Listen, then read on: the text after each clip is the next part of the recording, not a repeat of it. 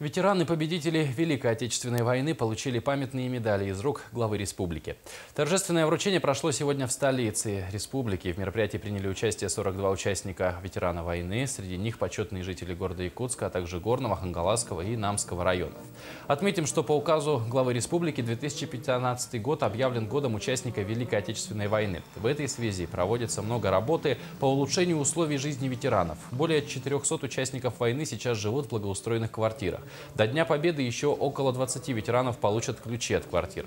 Кроме того, в честь 70-й годовщины Победы из республиканского бюджета каждому участнику войны выделена единовременная денежная выплата в размере 20 тысяч рублей, а ветеранам тыла – 5 тысяч рублей. Самое главное, вы своим трудом, своим жизненным примером делаете все возможное, чтобы наше молодое поколение понимало содержание, суть этой победы. Благодарное нынешнее поколение якутян делает именно все возможное, чтобы оправдать это желание, доверие наших победителей.